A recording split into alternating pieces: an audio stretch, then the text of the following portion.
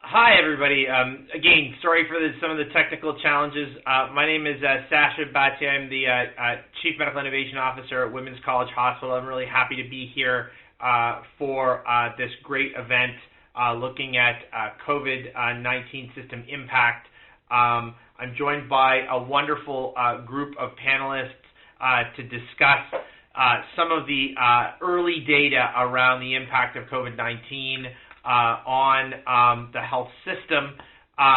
The people that I'm joined with, in no particular order, Dr. Jenny Bassam, the Associate Professor of Medicine and Head of Geriatric Medicine at the University of Saskatchewan; Kathy Chisholm, the Acting Director of Primary Health Care, Government of Newfoundland and Labrador; Tracy Johnson, who's the Director of Health System Analysis and Emerging Issues at CIHI; Yasser Khalid, Unity Health Patient and Family Advisor; and Dr. Howard Ovens, the Chief Medical Strategy Officer, Sinai Health System and Staff Emergency Physician at Mount Sinai Hospital. So what we're going to do is I'm going to ask Tracy Johnson to provide us a brief overview of the data and what's happened in the first wave of COVID between March and June 2020, and then I'm going to ask some of the panelists to react to some of the data. So without further ado, Tracy, take it away. Thank you very much, Sasha, and thank you everyone for hanging in. Technical issues, I know, are a bit of a challenge for all of us these days. In March 2020, Canadians prepared for a potential surge of COVID-19 patients expected to require hospital care. Specifically, governments asked Canada and Canadians to stay home and minimize contact with others.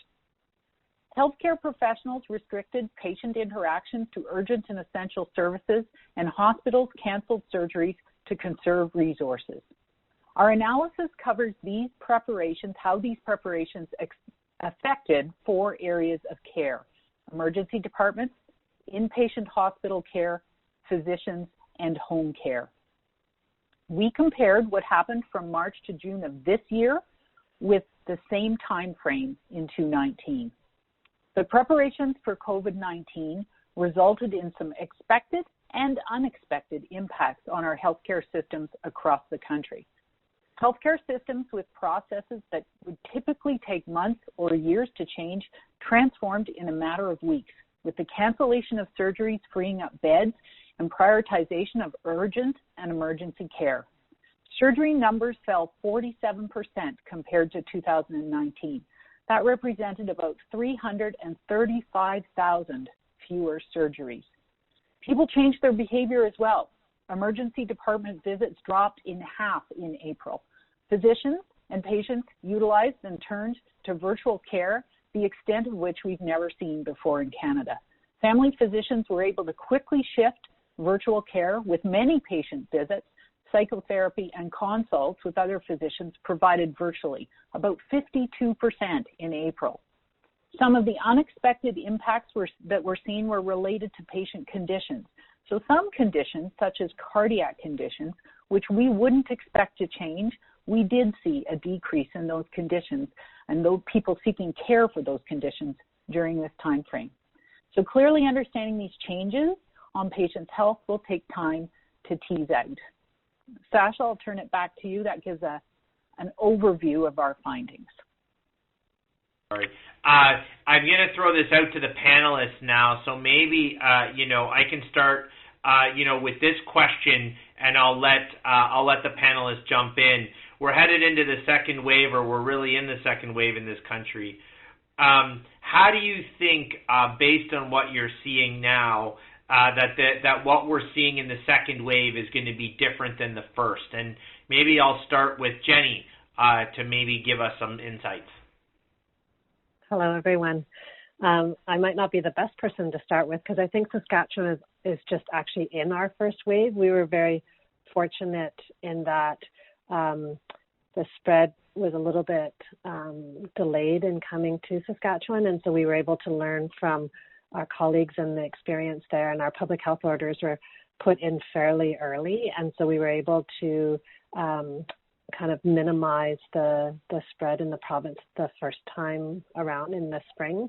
certainly now we are in a wave, and we had the opportunity, both with the time and from learning from our colleagues, to do some work to prepare. So I'm the Senior Medical Information Officer, and I co-lead some of the modeling. So we did that to help prepare kind of a plan, and we have a staged response. So we're able to activate that staged response in both, changes that we're doing within the system as well as some of the work on the public health orders. So we did, have the advantage of learning from other jurisdictions and using some modeling to help us prepare for our kind of first wave here in Saskatchewan.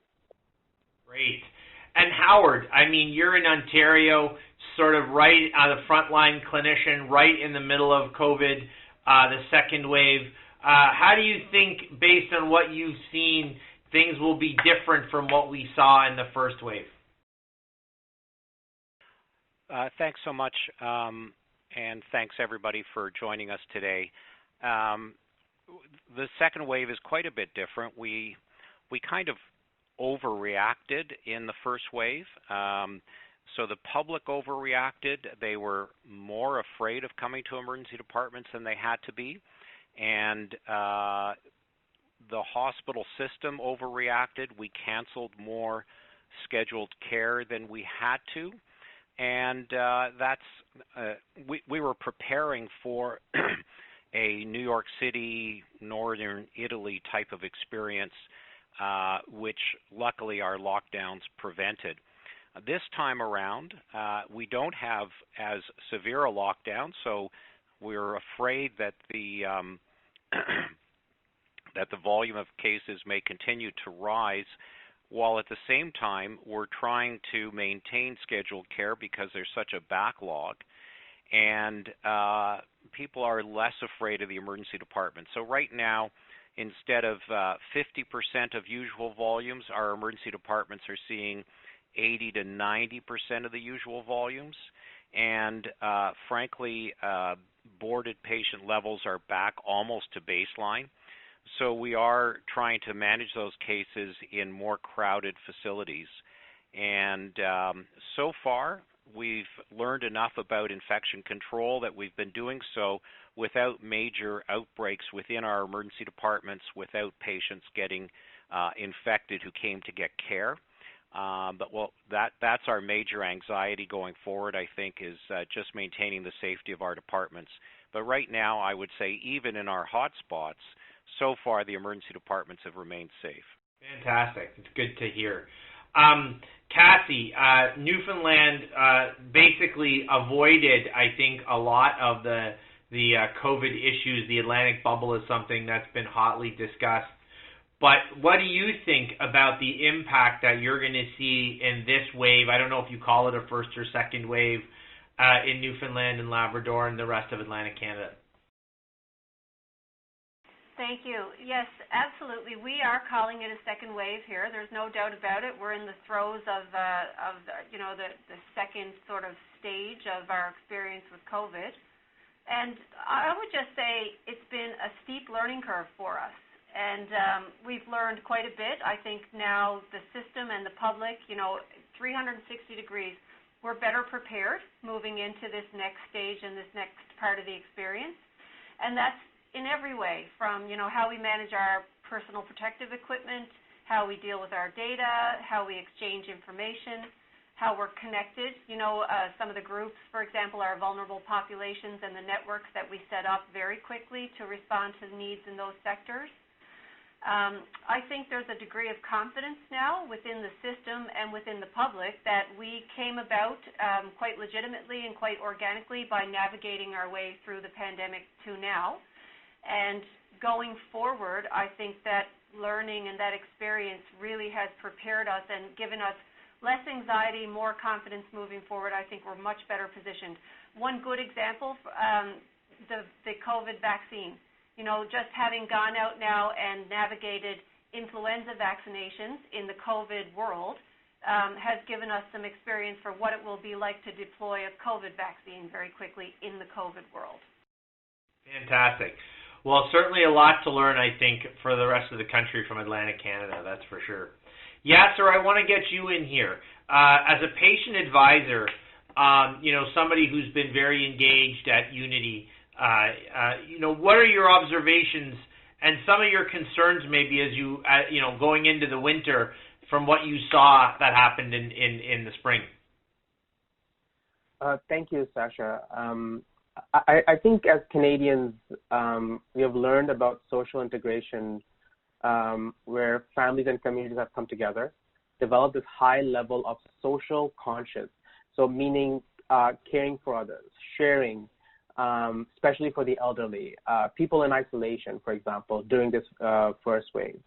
I mean, we have also found new support and respect for our public health agencies, healthcare providers, essential staff in supply chain, groceries, for example, and really on a local and at a national level, governments and organizations have come together during this pandemic to address issues, provide additional financial support, resources, and so on. However, in contrast, as a patient and a family advisor to Unity Health, as well as a Canadian who has access to services during the first wave, what I found was while virtual care and other support services have increased significantly, as the data provided initially, I worry about the quality of care that has been impacted, the continuity of care, the integrated care that we value as Canadians so strongly. We look at, as organizations, as hospitals, look at 30-day readmissions, ED wait times, health outcomes, but has it really improved the outcomes, right? That is something I worry as a patient, as a Canadian, and as a caregiver, that where is that happening? How will that continue when the pandemic stabilizes and this is our new normal as we move forward? Yeah, that's a great point, Yasser. It's something I think a lot about as well. And you brought up this notion of virtual care as one of the innovations that sort of has come up. And I'm going to come back to you in 1 second. But, I understand, from the report that 52%, that virtual care increased 52% in primary care. So lots of virtual care happening across the country. I'm just curious, both for Cassie and then I'll get Jenny in, how did we get this model up and running so quickly? And do you think you're going to see that level of sustainment of virtual care once a vaccine is fully deployed? Maybe we'll start with Cassie and then Jenny. Hi, thanks again. To your question about how did we get it up and running so quickly, I think it's a bit of a combination, of this is a necessity is the mother of all invention situation. It was we had to do it. And also we weren't caught totally flat-footed here because as, folks know, I would say all jurisdictions have been doing some work in that space and had been laying some foundation. And that foundation was really important to work from when we had to really ramp up our systems and our processes in response to COVID. And in terms of is it here to stay? Are we going to see the same level of engagement? I think that's the million-dollar question right now. I don't think it's going anywhere, not for 1 second. I think virtual care is definitely here to stay in a way that we didn't see it as possible to get to so quickly before. But I do expect to see some sort of morphing, and a bit of an evolution of how it's delivered and some refinement of the processes. There's lots of pragmatic pieces that really are still being worked out as we speak. Fantastic. Jenny, did you want to comment on this, again, from the Saskatchewan perspective? Yeah, thank you. Similar to, I think, what's been mentioned is that Saskatchewan's moved to one health authority, and so as part of that process, we have a connected care strategy, which is driving our focus of our work over the last couple of years and moving forward. And so virtual care was a big part of that. So quite a bit of work had been done, including discussions around funding virtual care. And so we were able to activate very, very quickly and successfully spread it out quite wide. I do think that it will continue to be a popular option. We are getting quite good feedback on that.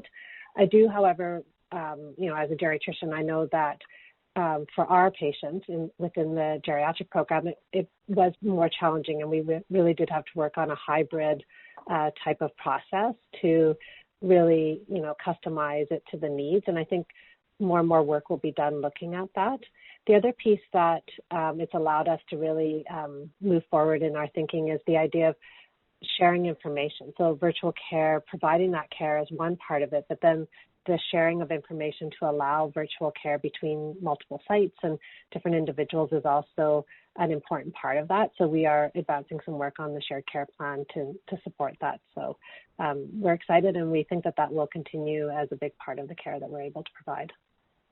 Fantastic.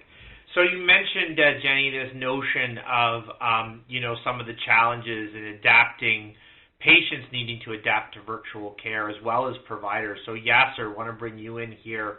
What are how did patients adapt to virtual care?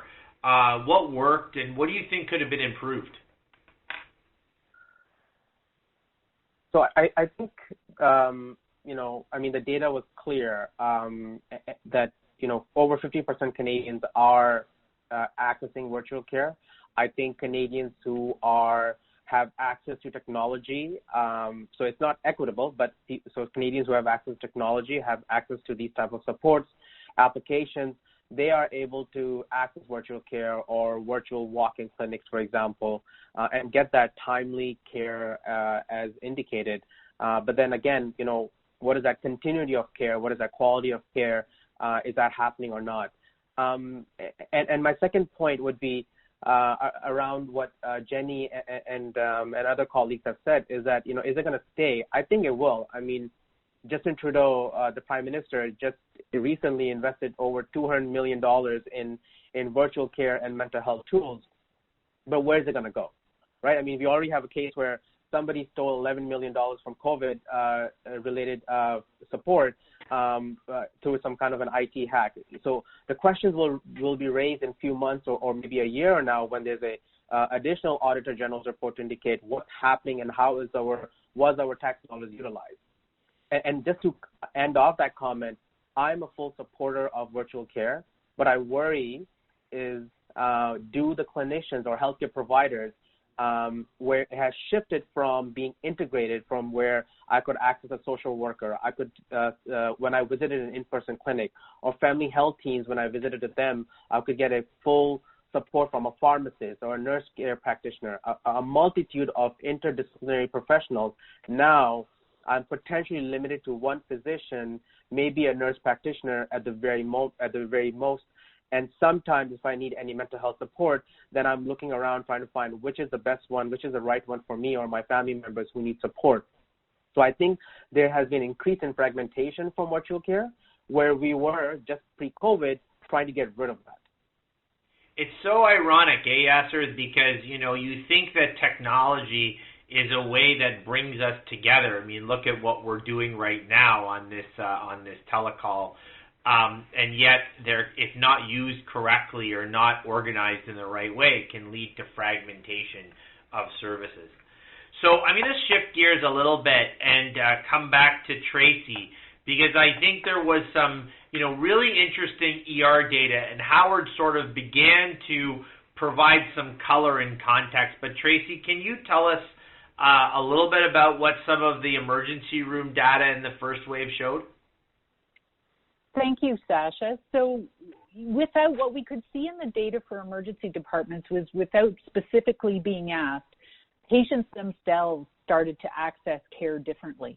So visits to emergency departments declined by almost 25,000 a day in April. That's about half of the volumes we see across Canada normally. Fewer people, so it's a mixed bag here as well. So across all different types of urgency levels, we can see the decreases in volumes compared to the year before. So fewer people sought care for common things like colds and flus or even abdominal pain. But we also saw significant concerns like traumas and cardiac events decrease as well in volumes. So it's possible, we don't know for sure, it's possible some of these people may have got care somewhere else. It's possible that they didn't seek care because their condition remained quiet just during this time, or their conditions didn't change, or maybe it did for some and they didn't seek care.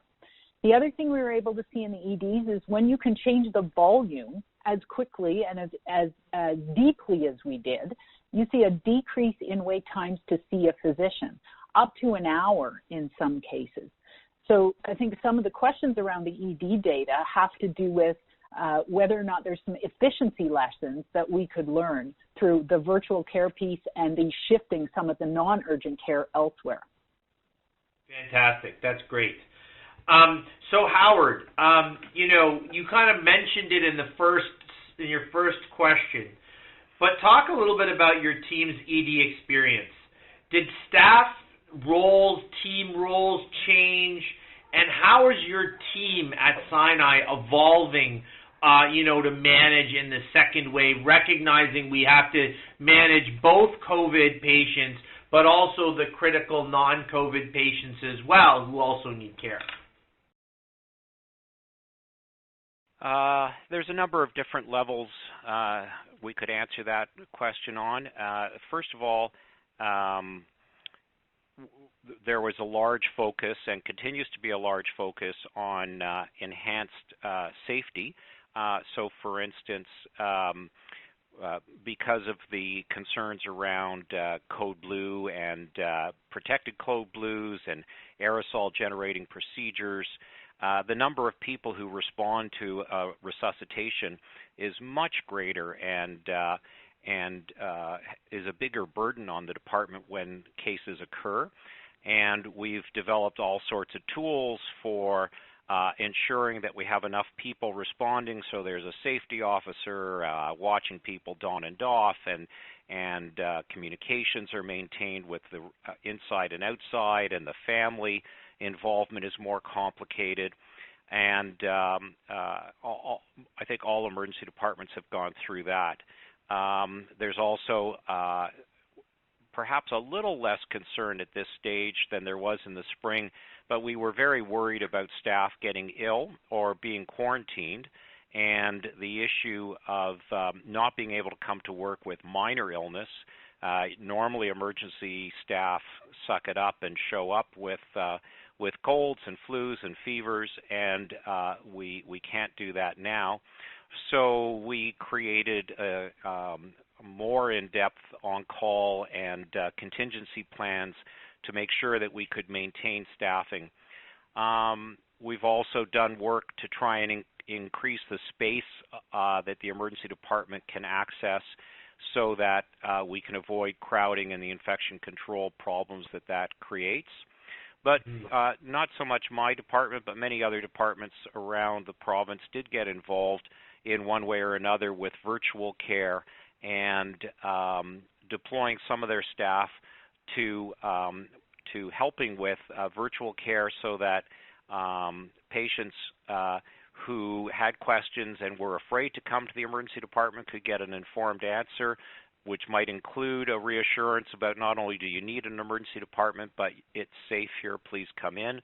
Or on the opposite end, especially in our busy pediatric specialty departments, trying to avoid crowding and unnecessary visits and the infection control problems that happen with a lot of small children around with sniffles, providing virtual care primarily to reassure low acuity cases that they don't need to come to the emergency department. And if we have time later, I could talk a little bit more about the virtual care aspect. Fantastic. It's great. Just before I get to the next question, just want to remind participants or attendees, if you want to ask a question, there will be some time in the chat, so you can put your questions into the Q&A box, and then we'll get to them in the more broad discussion. Now, I'm going to again go back to Jenny. One thing that has sort of been seen in other countries has been the notion of field hospitals, basically moving patients off-site to manage in COVID. What was your experience, or have you guys started to triage patients off-site, and how did you do it? Yeah, thank you. We haven't had to activate our field hospitals yet, but we do have them planned using kind of our best estimates of worst case scenario. We planned for having the ability to activate the field hospitals, and they're part of our kind of staged response. I think to Howard's point earlier around HR, I think this time around,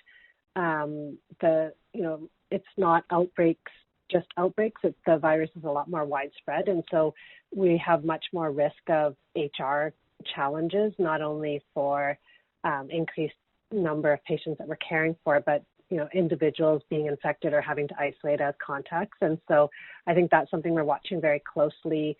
While you can have the space, you also need to have the people that can provide the care. And so those are two factors that we're watching closely. But we've not had to activate our field hospitals yet, but they're ready to go.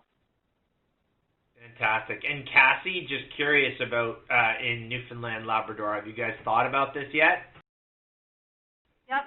We certainly have thought about it, and from a couple of different angles. As Jenny just said, the specter of needing field hospitals because of an enhanced volume with, COVID cases escalating, that's certainly something we've been preparing for.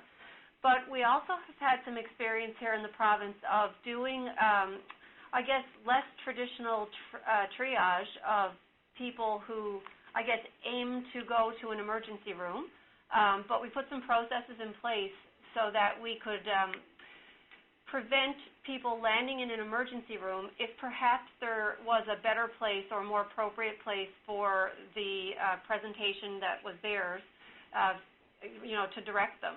So, for example, in central Newfoundland, we have a couple of examples where we set up a process where people whose acuity was a little lower were directed not to even enter the emergency department, to go and be seen at a site that's not in the emergency or not in the main hospital.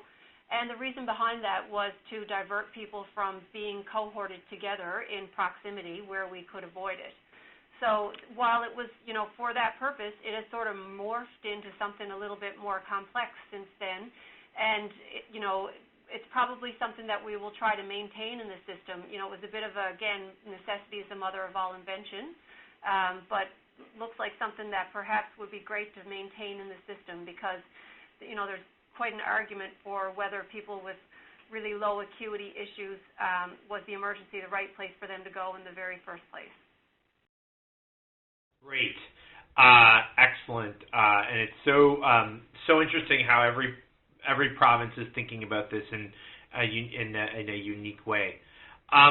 So, again, going back to Howard, when we think about the biggest challenges, you've mentioned a few. I'm just curious if you could dig into a little bit around what you saw in the first wave around people coming into hospital perhaps too late. We've all heard stories about this, people, heart attack people not waiting too long, people with symptoms of stroke, that sort of thing. What's been the experience at Sinai? Are we seeing that? Is that really just, sort of a bit of an old wives' tale? So I'm going to back up just a little bit, if you don't mind, prompted by my good friend in the audience, Brian Rowe, that there may be some implications in some of the comments we've made or in the data that aren't correct. Certainly, not all of the people who, or the volume drop we saw is just because of unnecessary visits that went elsewhere or were dealt with by telephone. So first of all, if you're distancing from other people to avoid COVID, you're avoiding all other minor respiratory illness, and so there's less people with minor respiratory illness, and many of those people can also go to a COVID assessment center, which isn't normally available for people who do need to see a physician for those sorts of things. Travel and recreation and sports often lead to emerge visits, and those things weren't taking place. And of course, if you take everybody with abdominal pain and you say, don't do anything, just stay home for 2 days, you'll certainly have some appendicitis that will mature and rupture, but a lot of people's belly aches will just go away. And you don't know at time zero which ones are which without a medical assessment. And so if everybody rolls the dice and just stays home, then a lot of people will get better and never see a doctor, but some people will come to harm. So we have seen people who have delayed coming in. I can't put numbers around it. It's a very hard thing to assess anecdotally, but people have avoided coming in for appendicitis. We've seen people present late with pulmonary emboli, with cardiac issues, with things that turned out to be cancer, and even neglected injuries. People are often coming in saying, I fell 2 weeks ago, but it's not getting better. Sometimes they've not come to harm because of that delay, but it's definitely happening. And there's another group of people who we're seeing who just are having trouble, or at least perceive they're having trouble reaching primary care. Either they have not been able to get through, or their feeling is that they don't need a virtual assessment, they need an in-person assessment, and they don't think they can get it anywhere else. So their blood pressure on their home monitor is really high, and they think somebody needs to examine them, so they come to the hospital. So it's a mixed picture. Overall, we've adapted, but it is a bit of a maze for patients to get through, and it's amazing how well they're actually doing. That's a really good point. It is not straightforward. That's for sure. And then maybe I would just ask Jenny as well. You obviously take care of a fairly frail, complex group of folks. How have you found the challenges in managing that patient population, older, chronic disease, that needs to be treated, but at the same time, higher risk to get COVID, or higher risk to have a bad outcome from COVID? How have you found managing that complex group of patients? Yeah, it is quite the challenge. We also saw people in the spring fearful of coming to the emergency department, and then as we started reopening, we were seeing people present with quite advanced. They had clearly been having problems for a while and were waiting and afraid to come in, and so they were, quite challenging to get them stabilized again, and that particularly was seen in the older adult group. That was difficult then to get them back to kind of their baseline functioning again, because they had been going quite some time at a worsened state.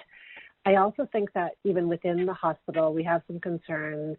As a geriatrician, I have concerns around, we were doing a lot of work previous to COVID around mobilizing patients and trying to maintain their functional status, and that becomes a lot more challenging with all the precautions that we have in place as well.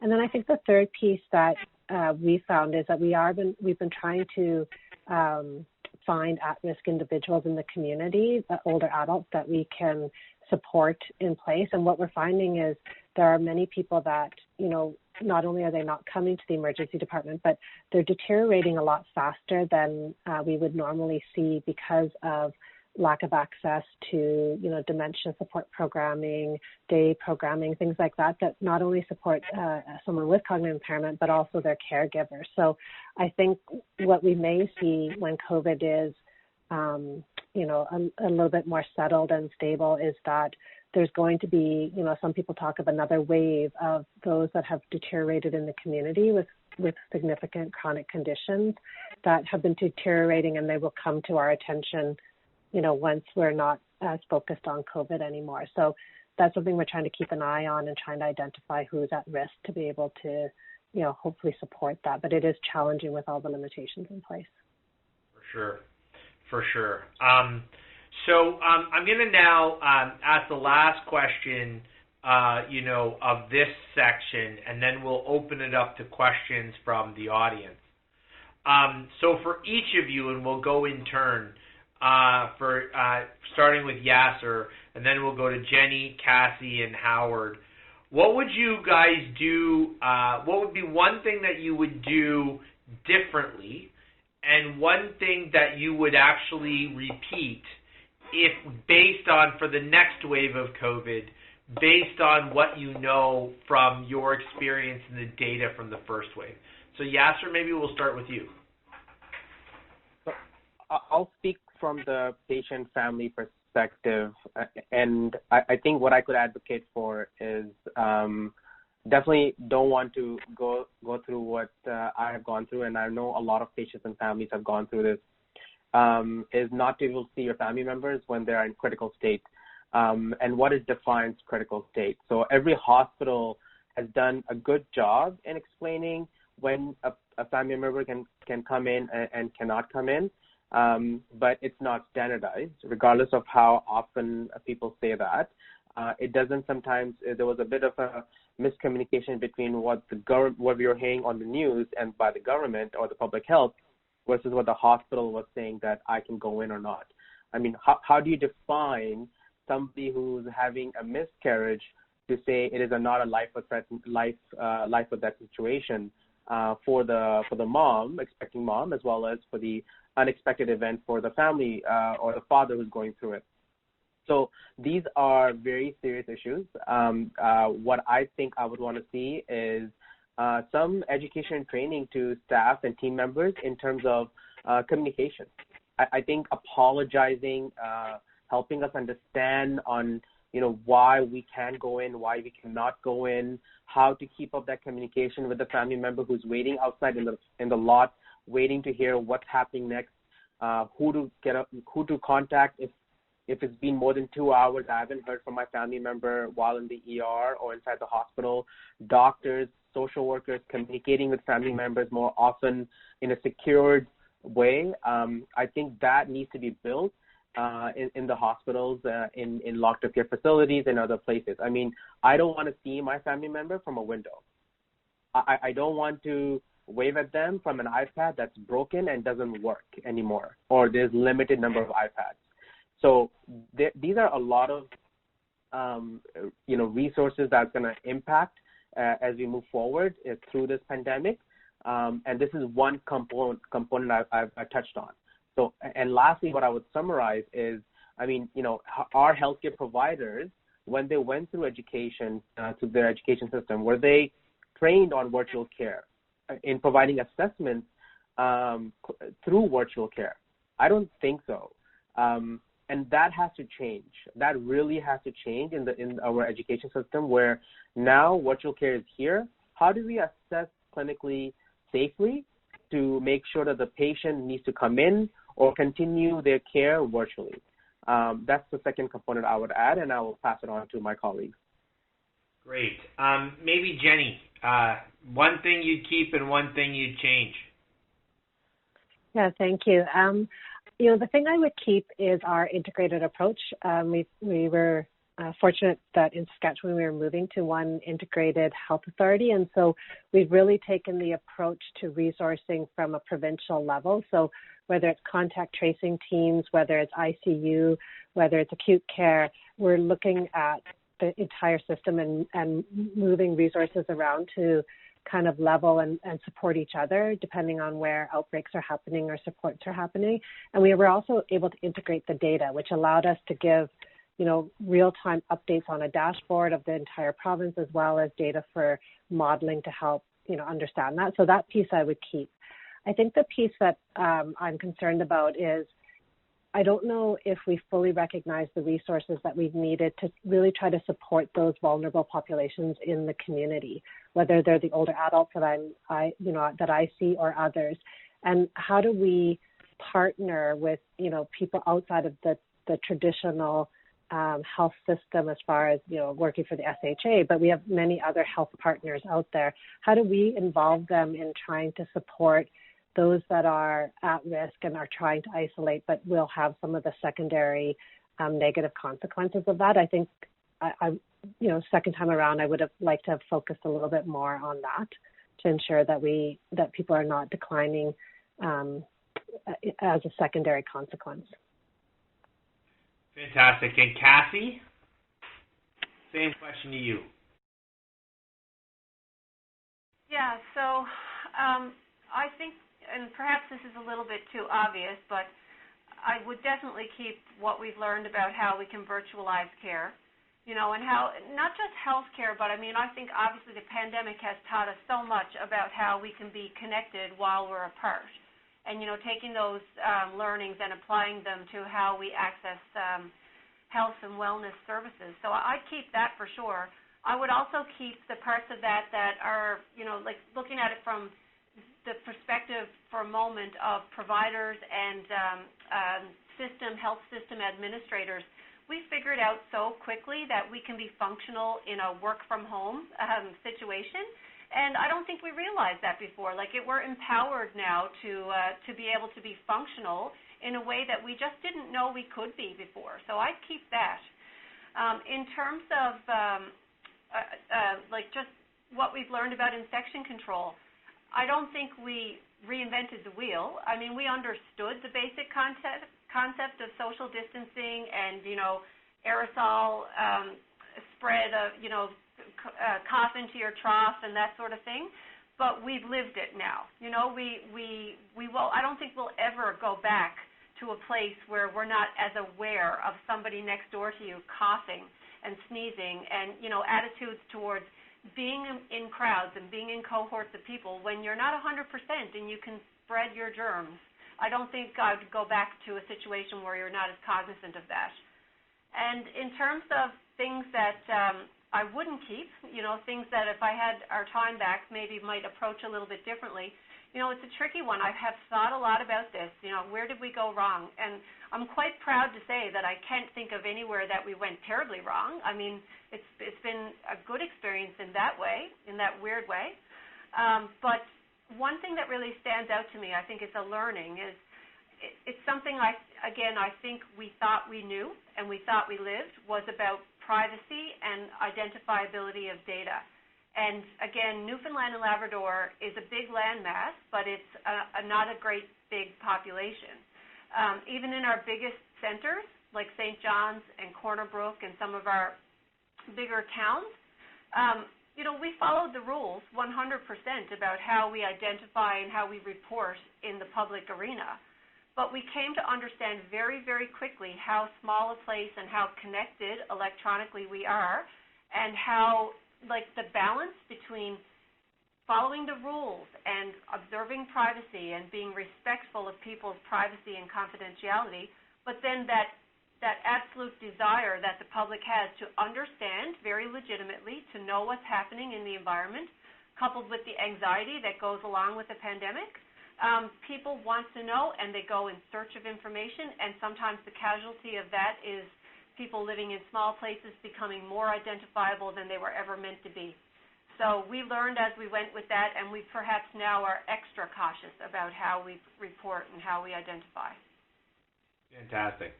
And Howard, to you, things you would change and things you'd do the same. Well, I think if I look a little bit broader at the system, we certainly need to learn to reinvest in public health and break down some of our silos right across the country. Our testing, contact tracing, isolation system has been siloed and slow and inadequate for the need.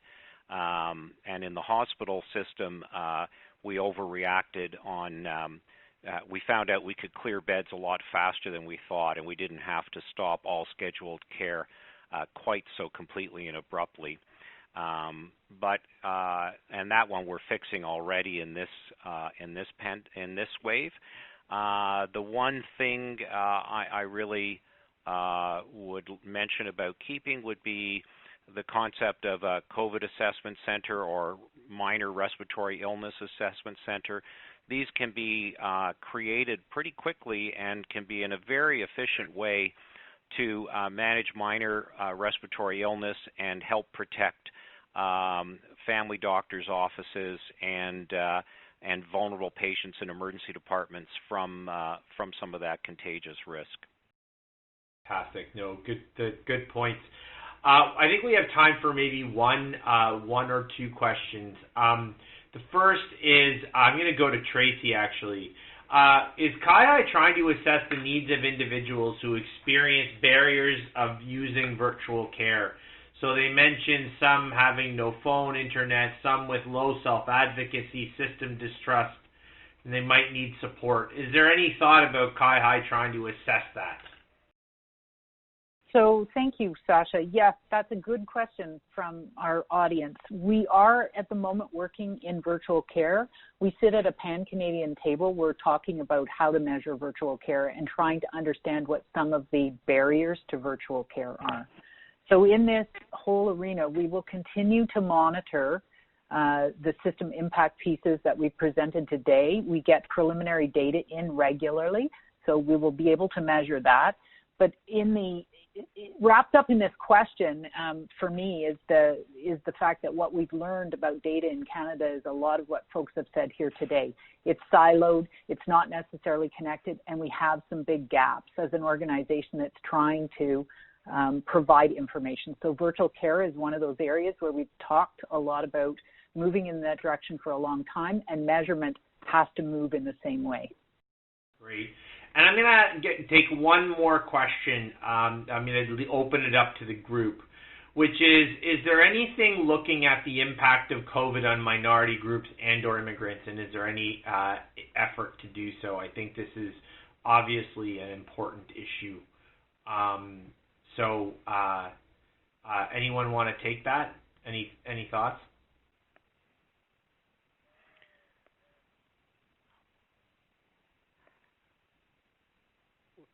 Well, I think it is being looked at by lots of different people at different levels.